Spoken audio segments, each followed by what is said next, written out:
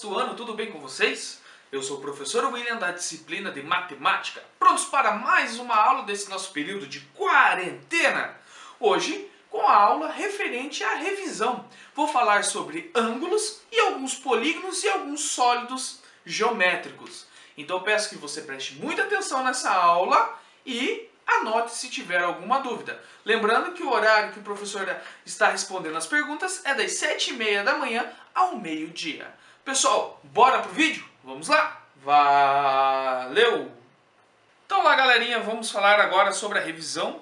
Começando a falar sobre a revisão dos ângulos, sexto ano. Então a primeira coisa que nós temos que saber é sobre a classificação dos ângulos quanto à sua medida.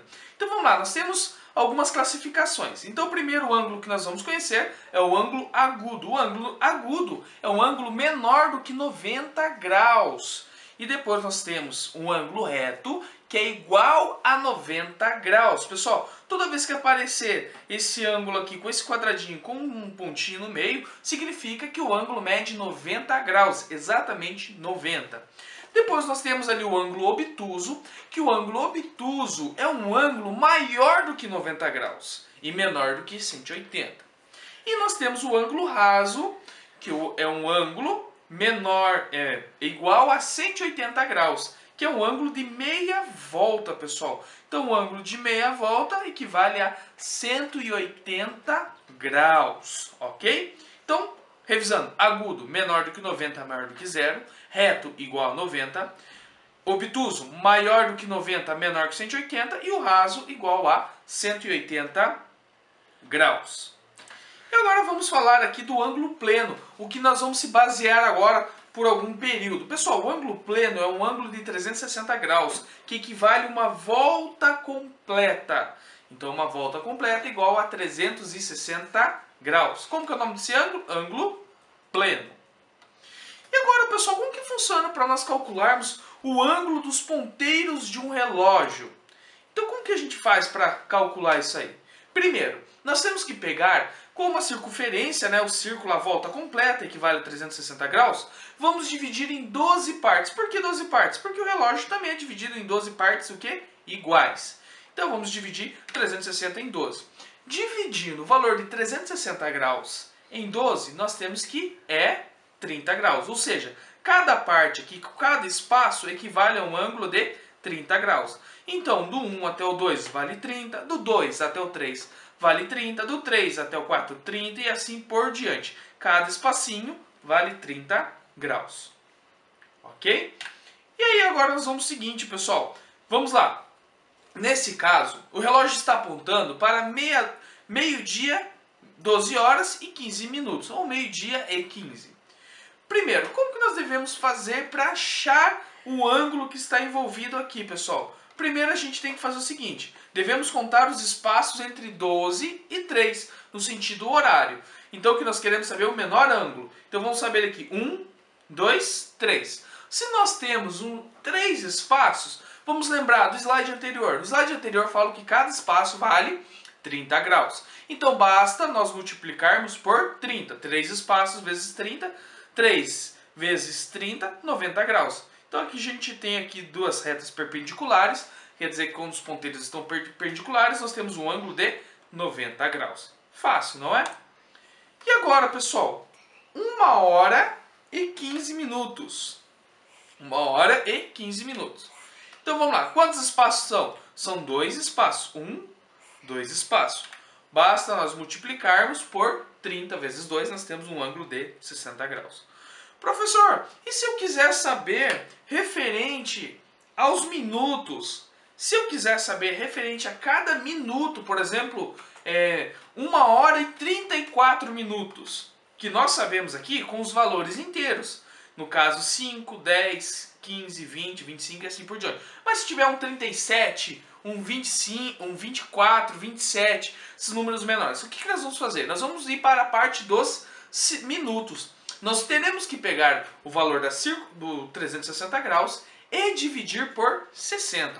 Aí nós vamos ter os valores. Cada espacinho no âmbito dos minutos nós vamos saber quantos graus tem, ok? Mas isso fica por uma próxima aula para mim fazer uma demonstração para vocês e calcular esse ângulo com você, juntamente.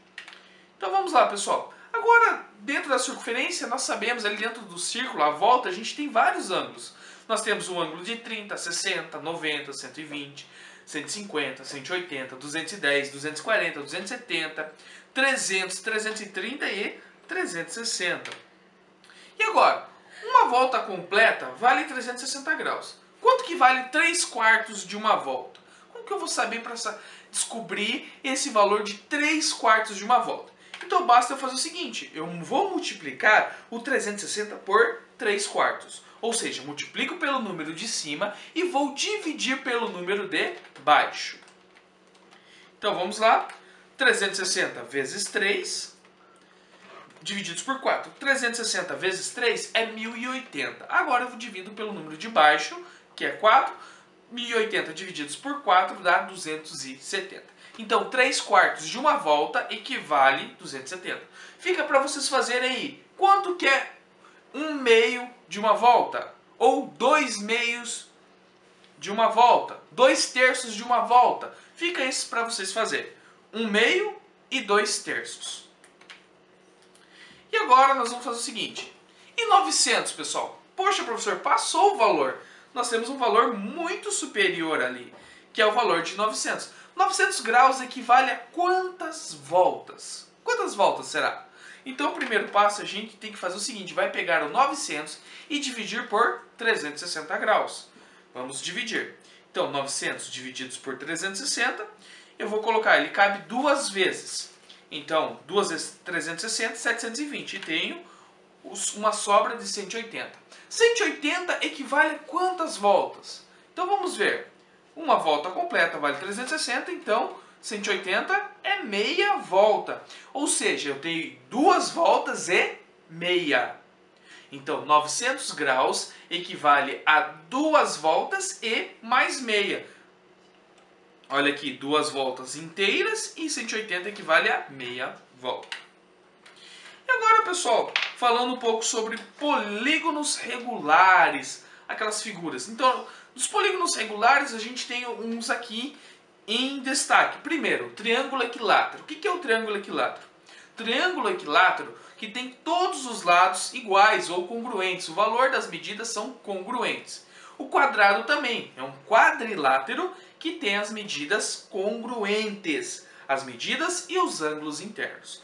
E o pentágono regular, que é uma figura geométrica que possui 5 lados.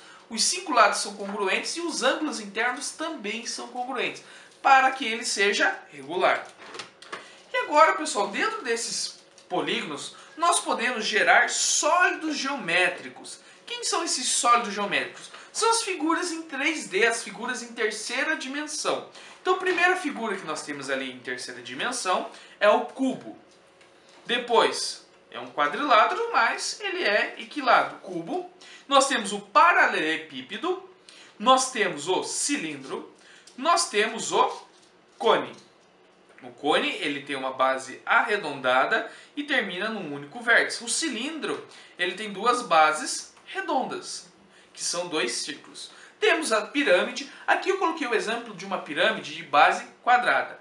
E nós temos a esfera. A esfera seria uma bola que vocês chamam. Então vamos resolver o exercício aqui. Com quais sólidos geométricos as figuras abaixo se assemelham? Então qual sólido se assemelha ao cubo mágico? O próprio nome já diz que é o cubo. E essa lente de câmera aqui, ela se aproxima, ela se assemelha ao quê? Ela se assemelha a um cilindro. Não quer dizer que ela é um cilindro, mas ela é semelhante. A caixa de sapato, pessoal, qual figura que ela se assemelha? Ao paralelepípedo. E a bola de basquete? O que lembra a bola de basquete? Será que é um cubo? Será que é um cone? Não. A bola de basquete, ela se assemelha a uma esfera. O funil se assemelha a um cone. E a pirâmide, propriamente dita, ela se assemelha a uma pirâmide. Então, várias formas, várias coisas na casa de vocês têm um nome específico que se assemelha a alguns sólidos geométricos. Então pegue aí, pessoal, o que é semelhante, por exemplo, a um vidro de remédio? Um vidro de remédio, ele se assemelha ao quê? Esse aqui se assemelha a um cilindro. As suas bases são redondas. Ou, por exemplo, uma caixa registradora se assemelha ao quê? Se assemelha a um paralelepípedo. Ok, pessoal? E agora quero desejar para vocês bons estudos, que vocês estudem, façam as atividades propostas, façam a atividade avaliativa, que está ali de recuperação, e mande para mim. Se tiver alguma dúvida, estou disponível das 7h30 da manhã ao meio-dia. Ok, pessoal? Fiquem com Deus. Até a próxima aula. Valeu!